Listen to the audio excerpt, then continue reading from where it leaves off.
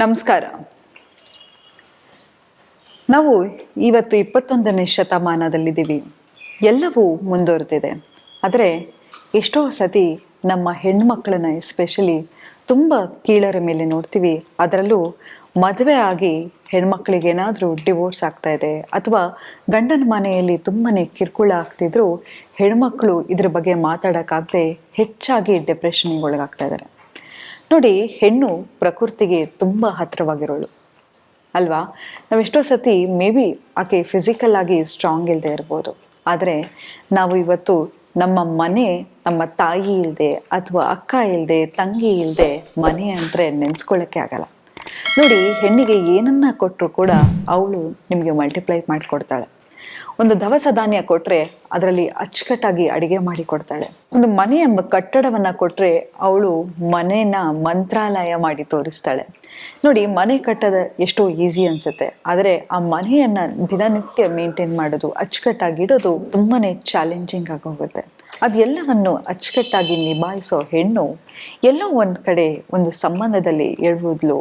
ಗಂಡನ ಮನೆಯಲ್ಲಿ ಕಿರುಕುಳ ಇರ್ಬೋದು, ಅತ್ತೆ ಮಾವನ ಕಿರುಕುಳ ಇರ್ಬೋದು, ಅಥವಾ ಯಾವುದೋ ಒಂದು ಕಾರಣಕ್ಕೆ ಆ ಸಂಬಂಧವನ್ನು ಬಿಟ್ಟು ಆಕೆ ಹೊರಡ್ತಿದ್ದಾಳೆ. ಅಥವಾ ಎಷ್ಟೋ ಸತಿ ಗಂಡು ಮಕ್ಕಳಿಗೂ ಈ ಪ್ರಾಬ್ಲಮ್ ಆಗಿದೆ. ಡಿವೋರ್ಸ್ ಅಂದರೆ ಇವತ್ತು ಕೂಡ ನಾವು ಡಿವೋರ್ಸ್ ತಗೊಂಡವರು ಫೇಲಿಯರು, ಅಥವಾ ಅವರಿಗೆ ಒಂದು ಸಂಬಂಧದಲ್ಲಿ ಇರೋ ಯೋಗ್ಯತೆ ಇಲ್ಲ, ಒಂದು ಮದುವೆಯಲ್ಲಿ ಇರೋಕ್ಕಾಗಲ್ಲ, ಎಲ್ಲೋ ಅವಳ ಕ್ಯಾರೆಕ್ಟರ್ ಸರಿಗಿರ್ಲಿಲ್ವೇನೋ ಅಥವಾ ಅವಳಿಗೆ ಯೋಗ್ಯತೆ ಇಲ್ವೇನೋ ಅಂತ ಎಷ್ಟು ಬೇಗ ಜಡ್ಜ್ಮೆಂಟ್ ಮಾಡಿಬಿಡ್ತೀವಿ ಅಲ್ವಾ?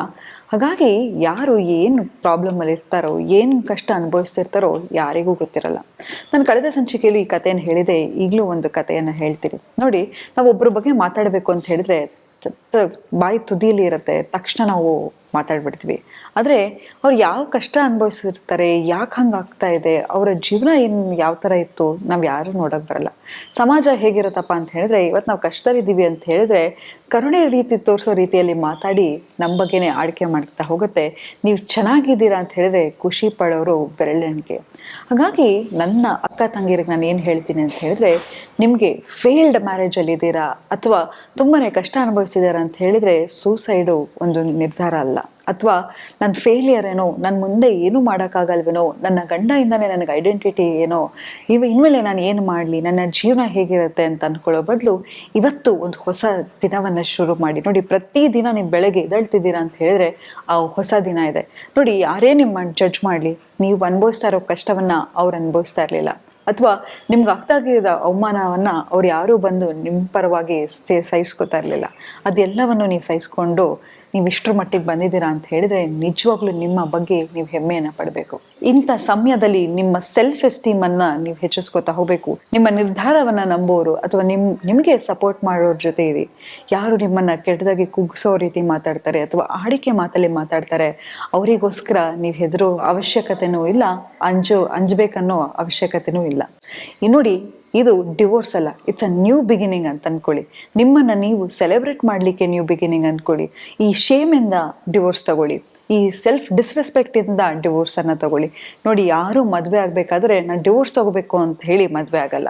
ಒಂದು ಫೇಲ್ಡ್ ರಿಲೇಷನ್ಶಿಪ್ ಇದೆ ಅಂತ ಹೇಳಿದ್ರೆ ಅದ್ರ ನಿಜ ಗಂಡ ಹೆಂಡತಿಗೆ ಮಾತ್ರ ಗೊತ್ತಿರುತ್ತೆ. ಹಾಗಾಗಿ ನೀವು ನಿಮ್ಮನ್ನು ಕುಗ್ಗಿಸ್ಕೊಳ್ಳಿಕ್ಕೆ ಹೋಗಬೇಡಿ.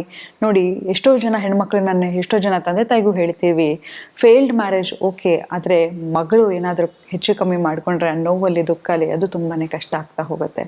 ಎಷ್ಟೋ ಸತಿ ಹೆಣ್ಮಕ್ಳ ಮೇಲೆ ಆಗಿರ್ತಕ್ಕಂತಹ ದೌರ್ಜನ್ಯ ಆಗಿರಬಹುದು ಅಥವಾ ಏನೋ ಒಂದು ಮತ್ತೊಂದು ಆಗಿದ್ರೆ ಆಕೆಗೆ ಏನು ಕೇಳಲ್ಲ, ನಿಮ್ಮ ಹತ್ರ ಹಣ ಕೇಳಲ್ಲ, ಆಸ್ತಿ ಕೇಳಲ್ಲ, ಯಾರಾದರೂ ಕೂತು ತನ್ನ ಕಷ್ಟವನ್ನು ಆಲಿಸೋಕ್ಕೆ ಅಪೇಕ್ಷಿಸ್ತಾ ಇರ್ತಾಳೆ.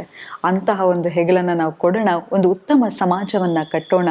ಯಾವತ್ತೂ ಅಷ್ಟೇ ಹೆಣ್ಣಿನ ಮೇಲೆ ಅತಿಯಾದ ಹೆಚ್ಚಾಗಿ ಭಾರವನ್ನು ಹೊರಿಸೋದು ಬೇಡ. ಹೀಗೇ ಇರಬೇಕು ಹೆಣ್ಮಕ್ಳು, ಹಾಗೇ ಇರಬೇಕು, ಇಷ್ಟೇ ಸಣ್ಣ ಇದ್ದರೆ ಮಾತ್ರ ನಿನ್ನ ಮದುವೆ ಆಗ್ತಾರೆ, ಹೀಗಿದ್ರೆ ನಿನ್ನನ್ನು ಮದುವೆ ಆಗ್ತಾರೆ, ನೀನು ಬೆಳ್ಳಕ್ಕಿರಬೇಕು, ಚೆನ್ನಾಗಿ ಓದಬೇಕು, ನೀನು ಇಷ್ಟೆಲ್ಲ ಓದಿದ್ರೆ ನಿನಗೆ ಒಳ್ಳೆ ಹುಡುಗ ನಿನ್ನನ್ನು ಮದುವೆ ಆಗ್ತಾನೆ ಅನ್ನೋ ಬದಲಾಗಿ ತನ್ನನ್ನು ತಾನು ಫೈನಾನ್ಷಿಯಲ್ ಇಂಡಿಪೆಂಡೆಂಟನ್ನು ಮಾಡಲಿಕ್ಕೆ ಮಗಳಿಗೆ ಪಾಠವನ್ನು ಕಲಿಸಿ ಅವಳನ್ನು ಶಾಲೆಗೆ ಕಳಿಸಿ. ಯಾಕಂತ ಹೇಳಿದ್ರೆ ಹೇಳಿದ್ರೆ ಫಿನಾನ್ಷಿಯಲ್ ಫ್ರೀಡಮು ಮನುಷ್ಯನಿಗೆ ತುಂಬಾ ಮುಖ್ಯ, ಅದರಲ್ಲೂ ಹೆಣ್ಮಕ್ಳಿಗೆ ತುಂಬಾ ಮುಖ್ಯ.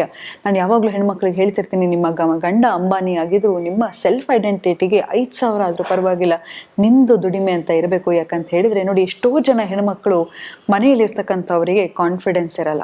ಅವ್ರು ಏನು ಮಾಡ್ತಾರೆ ಅಂತ ಹೇಳಿದ್ರೆ, ನನ್ನ ಜೀವನ ಇರೋದೇ ಬರೀ ಬೇರೆಯವರಿಗೋಸ್ಕರ ಕೊಡೋದಕ್ಕೋಸ್ಕರ ಅಂಥೇಳಿ ಎಷ್ಟೋ ಜನ ಹೆಣ್ಮಕ್ಳು ಕಾನ್ಫಿಡೆನ್ಸಲ್ಲಿಂದ ಕುಗ್ತಾ ಹೋಗ್ತಾರೆ.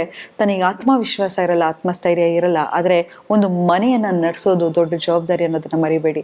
ಪ್ರತಿ ಸತಿ ನಿಮ್ಮ ಮನೆಗೆ ಹೋದಾಗ, ನಿಮ್ಮ ಹೆಂಡತಿ ಅಡುಗೆ ಮಾಡಿದಾಗ ಆಕೆ ಒಂದು ಮಾತಾದರೂ ಆಕೆಗೆ ಒಂದು ಅಪ್ರಿಷಿಯೇಟನ್ನು ಮಾಡಿ. ಯಾಕಂತ ಹೇಳಿದರೆ ಆಕೆಗೆ ನಿಮ್ಮ ಬಿಟ್ಟರೆ ಬೇರೆ ಯಾವ ಪ್ರಪಂಚನೂ ಇಲ್ಲ. ಆಕೆ ಆಚೆ ಹೋಗ್ತಾ ಇಲ್ಲ, ಆಕೆಗೆ ಫ್ರೆಂಡ್ಸ್ ಇಲ್ಲ. ನಿಮ್ಮ ಹೆಂಡತಿ ಅಥವಾ ನಿಮ್ಮನ್ನಲ್ಲಿರ್ತಕ್ಕಂಥ ಹೆಣ್ಮಕ್ಳನ್ನು ಸೆಲೆಬ್ರೇಟ್ ಮಾಡಿ, ಅವರಿಗೆ ವ್ಯಾಲಿಡೇಷನನ್ನು ಕೊಡಿ, ಹೆಣ್ಮಕ್ಳಿಗೆ ಬಾಡಿ ಶೇಮಿಂಗನ್ನು ಮಾಡಬೇಡಿ ಅಂತ ಹೇಳ್ತಾ ಇವತ್ತಿನ ಸಂಚಿಕೆಯನ್ನು ನಾನು ಮುಕ್ತಾಯಗೊಳಿಸಿದ್ದೀನಿ. ಧನ್ಯವಾದಗಳು.